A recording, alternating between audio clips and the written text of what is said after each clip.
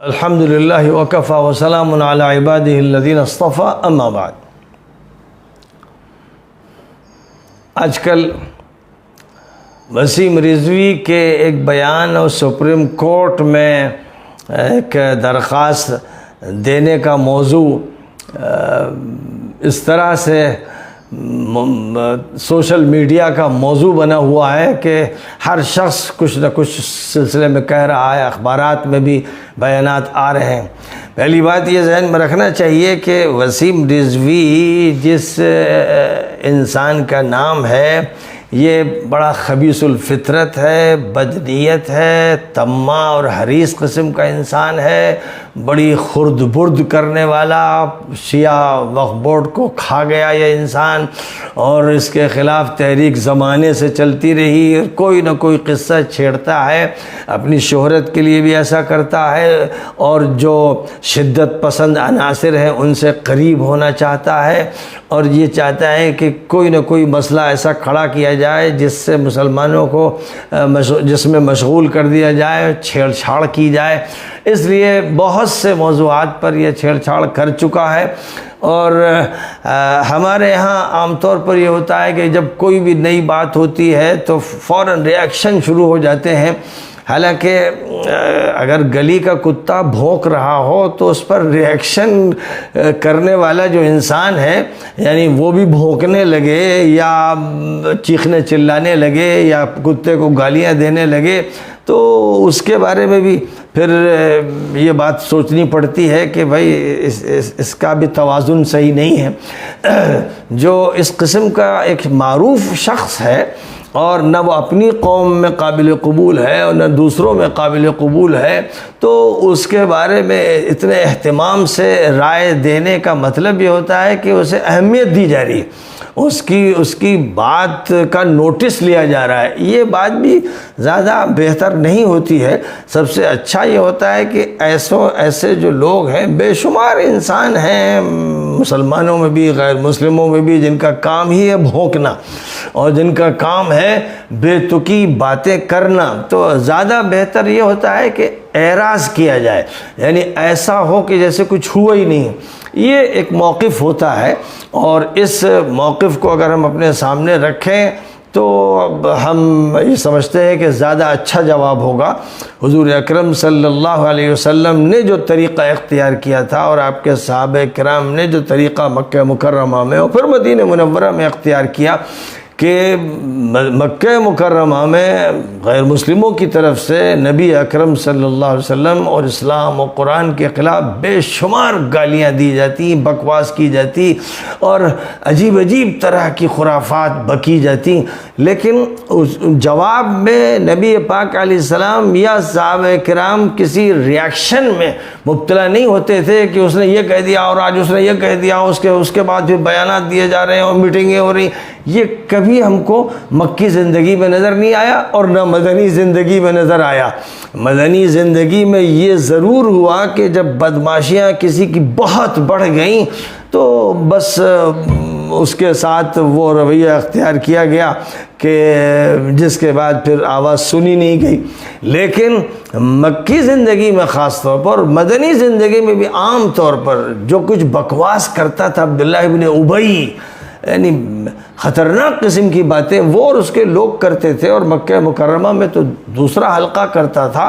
اور عجیب عجیب طرح کی باتیں قرآن کے بارے میں، یہ افتراء پردازی ہے، یہ قصے ہیں، یہ کہانیاں ہیں، یہ افسانے ہیں، اور ہم بھی افسانے کہہ سکتے ہیں، سب کچھ ہوتا رہا۔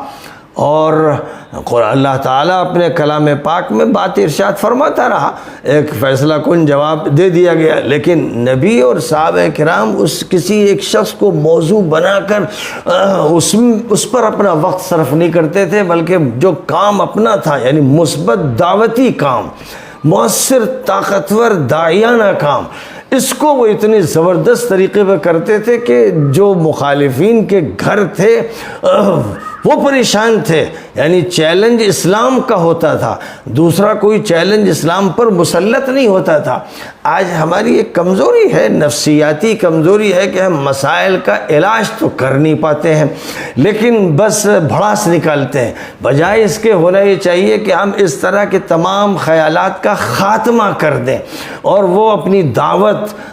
دعوت کے ذریعے اور اپنے میڈیا کے ذریعے اور حقائق لوگوں تک منتقل کرنے کے ذریعے ہم اتنا مؤثر ہوں کہ ہر شخص کے سامنے حقیقت روشن ہو جائے۔ ایک تو یہ پہلو ہے۔ دوسرا ایک پہلو یہ ہے کہ میں یہ کہوں گا کہ جو رد عمل سامنے آئے شیعہ حضرات کی طرف سے اور سنی حضرات کی طرف سے، وہ بالکل یکساں ہیں، بلکہ شیعہ حضرات زیادہ غصے میں ہیں اور انہوں نے اس کو اپنے مذہب سے خارج کر دیا ہے، اور ان کا یہ کہنا ہے کہ قرآن میں کوئی تحریف نہیں ہوئی۔ یہ ایک بہت بڑی فتح ہے۔ عام طور پر سنیوں میں یہ بات چلائی جاتی ہے کہ شیعہ تو قرآن کی تحریف کے قائل ہیں۔ اب جب اس شخص نے اس طرح کی باتیں کی اور خاص طور پر ابو بکر و عمر و عثمان رضی اللہ عنہم کی طرف منسوب کیا، تو بظاہر جو بات چلائی جاتی ہے کہ شیعہ تو ان کو برا بھلا کہتے ہی ہیں، تو اس کو وہ قبول کر لیتے، لیکن شیعوں کی طرف سے سخت رد عمل کا اظہار کیا گیا، چاہے مولانا کلب جواد ہو یا دیگر حضرات ہو، سب نے سخت ترین نوٹس لیا اور اس کو کافر و مرتد قرار دیا، اور یہ کہ مذہب سے خارج ہے اور یہ جو بات کر رہا ہے وہ بالکل غلط ہے۔ تو یہاں پر آ کر ایک بات سامنے آ گئی پوری دنیا میں کہ شیعہ اور سنی دونوں اس پر متفق ہیں کہ قرآن میں کوئی تحریف نہیں ہوئی۔ اس لیے سنیوں کے بیچ یہ جو باتیں کی جاتی ہیں کہ شیعہ تحریف کے قائل ہیں، یہ غلط ہیں، یہ ثابت ہو گیا، اور یہ عالمی طور پر ثابت ہو گیا، بیانات سے ثابت ہو گیا، موقف سے ثابت ہو گیا۔ اس لیے سنیوں کو یہ چاہیے کہ اب وہ شیعوں پر یہ الزام نہ لگائیں کہ وہ تحریف قرآن کے قائل ہیں۔ دو بات۔ تیسری بات یہ ہے کہ جب عالم عربی میں، سعودی حکومت میں اور امارات کی حکومت میں اور مصری حکومت میں قرآن پاک کی وہ آیتیں جن کا تعلق یہودیوں سے اور عیسائیوں سے، اور قرآن نے جن میں صاف کہا ہے کہ ان سے دوستی مت رکھو اور یہ ایسے اور ویسے، ان آیتوں کو کورس کی کتابوں سے نکال دیا گیا، اور میں نے اس پر سخت آواز اٹھائی اور علماء کو اور ملت کے ذمہ داروں کو متوجہ کیا کہ اس کے خلاف سخت ترین ایکشن ہونا چاہیے۔ تو میں نے سناٹا دیکھا۔ اب میں کیا کہوں کہ وہ آیتیں نکال رہے ہیں، بچوں کو وہ آیتیں نہیں پڑھائی جا رہی ہیں۔ سعودی عرب میں، امارات میں، بحرین میں، مصر میں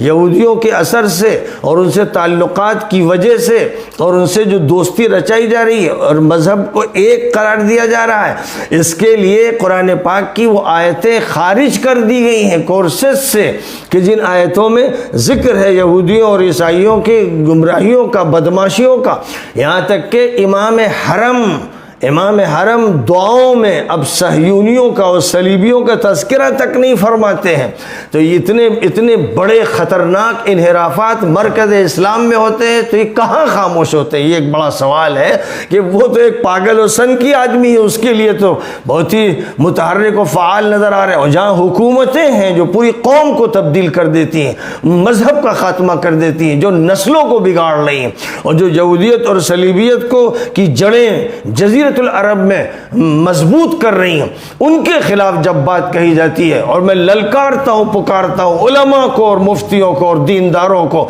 تو اس وقت میں ایک خاموشی دیکھتا ہوں، قبرستان کی سناٹا دیکھتا ہوں، تو اس سے یہ بات معلوم ہوتی ہے کہ یہ دوغلے قسم کے لوگ ہیں، یہ ایک طرف کچھ کہتے ہیں، دوسری طرف کچھ کہتے ہیں، اور اسی طرح جو مسلک ہیں اور الگ الگ فرقے ہیں ان کے بارے میں بھی ان کی الگ رائے ہے کہ کہیں پر خاموشی سے کچھ ہے اور لوگوں کے سامنے کچھ ہے۔ یہ سارا موقف بدلنا پڑے گا، اور جو سچا موقف ہے، جس کو قرآن خود کہتا ہے، قرآن ہے جو کہتا ہے کہ اس باطل اس کے قریب نہیں آ سکتا ہے۔ قرآن کہتا ہے کہ اللہ تعالیٰ نے ذمہ داری لی ہے کہ ہم نے یہ کتاب اتاری، ہم اس کے محافظ ہیں، اور اس نے اس کی حفاظت کیسی کی ہے، 1450 سال اس کی